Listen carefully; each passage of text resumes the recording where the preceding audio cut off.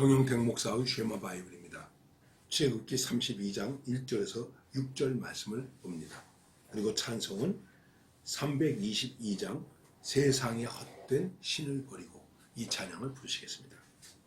백성이 모세가 산에서 내려옴이 더딤을 보고 모여 아론에게 이르러 가로되 일어나라, 우리를 인도할 신을 우리를 위하여 만들라. 이 모세 곧 우리를 애굽 땅에서 인도해낸 사람은 어찌 되었는지 알지 못함이니라. 아론이 그들에게 이르되 너희 아내와 자녀의 귀의 금고리를 빼어 내게로 가져오라. 모든 백성이 그 귀에서 금고리를 빼어 아론에게로 가져오매 아론이 그들의 손에서 그 고리를 받아 부어서 각도로 새겨 송아지 형상을 만드니 그들이 말하되 이스라엘아, 이는 너희를 애굽 땅에서 인도해낸 너희 신이로다 하는지라. 아론이 보고 그 앞에 단을 쌓고 이에 공포하여 이르되 내일은 여호와의 절이니 하니 그 이튿날에 그들이 일찍이 일어나 번제를 드리며 화목제를 드리고 앉아서 먹고 마시며 일어나서 뛰놀더라. 여러분, 출애굽 이후에 광야에서 이스라엘 백성들이 저지른 가장 큰 실수가 무엇이었겠습니까? 금송아지를 만든 것입니다. 그 금송아지를 만들게 된 이유가 무엇인가? 오늘 말씀에서 보니까 모세가 산에서 내려옴이 더딘 것을 보고 아마 이게 한 40일 정도의 시간이 지나간 것이었는데 모세가 여러 번 시내산에 올라갔다 내려왔거든요. 6번 정도 이렇게 시내산에 올라갔다 내려온 것으로 대개 기록할 수 있습니다. 물론 이제 제가 정확하게 또 잘 그 숫자를 맞추어서 말씀드리는지는 좀 걱정이 됩니다만은 분명한 것은 여러 번 올라갔다 내려왔습니다. 그리고 한 번 올라가면 거의 40일을 있었습니다. 이게 그러니까 처음이 아니라는 것이죠. 그런데 더디옴을 보고 이게 무엇을 말하는 걸까요? 우리는 때때로 내 생각으로 더디다고 안 된다고 이렇게 생각할 때가 있습니다. 다시 말하면 나의 때와 하나님의 때에 대한 그 사이에서 기다림을 가져야 되는데 그 기다림에서 실패하고 있다고 하는 것입니다. 백성들은 조급해졌습니다. 그리고 모세의 형인 아론을 다그쳤습니다. 아니, 우리를 인도해낸 모세가 이거 어떻게 된 거냐?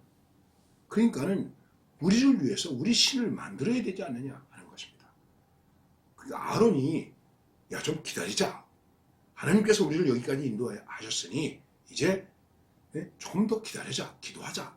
이렇게 했어야 되는데 아, 그래? 그리고 백성들로 하여금 금 귀걸이 이런 거 다 가져오게 해서 그걸로 이제 금송아지를 만들게 되었습니다. 아론이 재주가 많았던 것 같아요. 착 깎고 이렇게 해가지고 금송아지를 만들었습니다.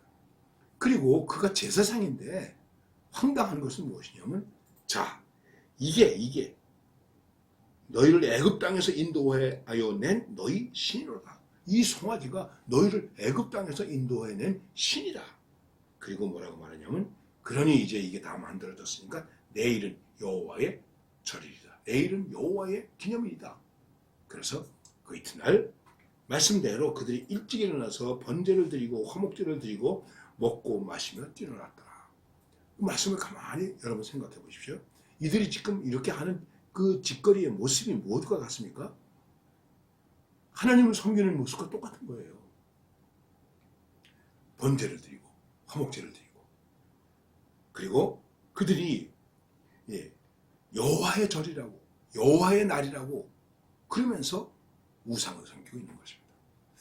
무서운 것은 이것입니다. 이들은 이 금송아지를 하나님으로 착각한 거예요. 믿음의 무지이죠. 그리고 이 속에는 또 무엇이 있었겠습니까? 은혜를 망각한 것이죠. 여기까지 인도하신 하나님의 은혜를 망각한 것입니다.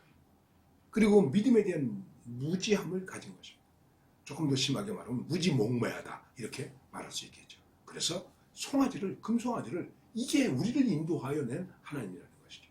그리고 그 속에는 철저하게 뭐가 있습니까? 우리를 위하여. 신앙의 이기주의, 기복주의가 이 안에 아주 가득히 담겨져 있는 것입니다. 그리고 인간의 놀이가 있습니다. 먹고 마시고 뛰놀더라. 여러분, 우리가 하나님을 섬깁니다. 하나님께 예배합니다.